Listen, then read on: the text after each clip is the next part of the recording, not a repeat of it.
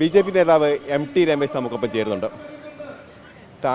താങ്കളടക്കമുള്ള നേതാക്കൾ കോൺഗ്രസിലേക്ക് പോകുന്നതായുള്ള ചില അഭ്യൂഹങ്ങൾ പ്രചരിക്കുന്നുണ്ട്. താങ്കളുടെ പോസ്റ്റർ അടക്കം രംഗത്ത് വരുന്നു എന്നുള്ളതാണ്. അഭ്യൂഹങ്ങളല്ലേ? അഭ്യൂഹങ്ങൾ താല്പര്യമുള്ള ആൾക്കാരെ പ്രചരിപ്പിക്കുന്നതല്ലേ? നാഥനില്ലാത്ത ഓരോ കാര്യങ്ങൾക്ക് ഞാനെന്ത് മറുപടി പറയാനാണ്?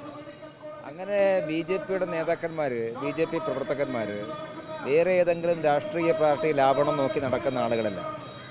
അപ്പം അതിലൊക്കെ ഓരോരോ സ്ഥാപിത താല്പര്യക്കാരുണ്ടാക്കുന്ന വാർത്തയാണ്. അതിലൊന്നും യാതൊരു കാര്യമില്ല. ഞാൻ 10ാമത്തെ വയസ്സിൽ RSSൻ്റെ ശാഖയിൽ പോയി പ്രവർത്തനം ആരംഭിച്ചിട്ടുള്ള ഒരാളാണ്.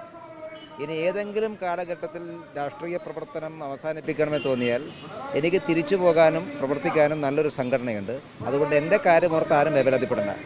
ഈ സന്ദീപ് വാര്യർ പോയതിനു ശേഷം പാലക്കാട് കൗൺസിലർമാർ അടക്കം കോൺഗ്രസിലേക്ക് പോകുമെന്നുള്ള അഭ്യൂഹങ്ങൾ ഉണ്ടായിരുന്നു. അതിനൊപ്പമാണ് താങ്കളുടെ പേര് കൂടി പറഞ്ഞു കേൾക്കുന്നത്. ഒരു കൗൺസിലറും പോയിട്ടില്ലല്ലോ. പാലക്കാട് കഴിഞ്ഞ 10-30 വർഷമായിട്ട് ആ മുനിസിപ്പാലിറ്റിക്കകത്ത് ഞങ്ങൾ മത്സരിച്ച് ജയിക്കുകയാണ്. അവിടുത്തെ കൗൺസിലർമാരെല്ലാം പാർട്ടിയുടെ ദൈനംദിന പ്രവർത്തനം നടത്തുന്ന ആളുകളാണ്. ഒരു സീറ്റിന് വേണ്ടി എന്തെങ്കിലും നിലപാടെടുക്കുന്നവരല്ല. അവരൊക്കെ പാർട്ടിയുടെ 100% കമ്മിറ്റ്മെൻ്റ് ആയിട്ടുള്ള സാധാരണക്കാരായിട്ടുള്ള പ്രവർത്തകരാണ്. സാധാരണക്കാരായിട്ടുള്ള പ്രവർത്തകരായതുകൊണ്ടാണ് അവർക്ക് പാർട്ടി അംഗീകാരം കൊടുത്തിട്ടുള്ളത്.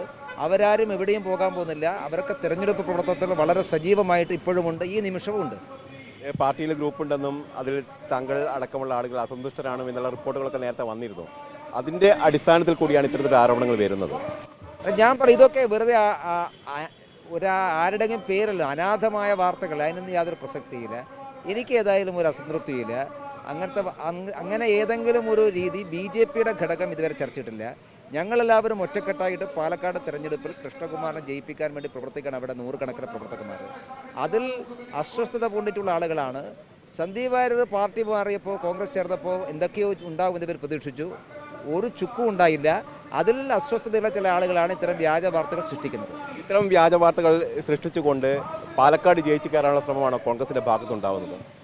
അല്ല, കോൺഗ്രസ് അത് ആഗ്രഹിക്കുന്നുണ്ടാകാം. പക്ഷേ ആഗ്രഹിക്കാൻ എന്നും ആഗ്രഹിക്കാമല്ലോ. ജനങ്ങൾ വോട്ട് ചെയ്യുന്നത് രാഷ്ട്രീയം നോക്കിയിട്ടാണ്, നിലപാട് നോക്കിയിട്ടാണ്. അവിടെ ബി.ജെ.പി. മൂട്ട് വെക്കുന്ന നിലപാടുകൾക്കുമാണ് വോട്ട് ചെയ്യുക. കൃഷ്ണകുമാർ എന്ന സ്ഥാനാർത്ഥിക്കാണ് വോട്ട് ചെയ്യുക. അതുകൊണ്ട് കോൺഗ്രസ്സുകാർക്ക് പല ആഗ്രഹം ഉണ്ടാകും. ഏതായാലും കോൺഗ്രസിനെ പോലെ ഒരു ഇറക്കുമതി സ്ഥാനാർത്ഥിയല്ലല്ലോ ബി.ജെ.പിയുടേത്. കോൺഗ്രസ് പത്തനംതിട്ടയിൽ നിന്ന് ഒരാളെ കൊണ്ടുവന്നല്ലേ. ബി.ജെ.പി. മത്സരിക്കുന്നത് പാലക്കാട് മണ്ഡലത്തിൽ കഴിഞ്ഞ എത്രയോ കാലമായി പ്രവർത്തിക്കുന്ന, പാലക്കാട്ടുകാരെ പേരെടുത്ത് വിളിക്കാൻ സ്വാതന്ത്ര്യമുള്ള, പരിചയമുള്ളൊരു വ്യക്തിയാണ്. അത് പാലക്കാട്ടുകാർക്ക് നന്നായിട്ട് അറിയാം. അതുകൊണ്ട് അവർ വോട്ട് ചെയ്യും. ഏതായാലും എം.ടി. രമേശ് പറയുന്നത് തനിക്ക് കൃത്യമായ രാഷ്ട്രീയമുണ്ട്. ഏതെങ്കിലും സാഹചര്യത്തിൽ ഈ രാഷ്ട്രീയം ഒഴിവാക്കുകയാണെങ്കിൽ തനിക്ക് പ്രവർത്തിക്കാനുള്ള സംഘടനയുണ്ട്.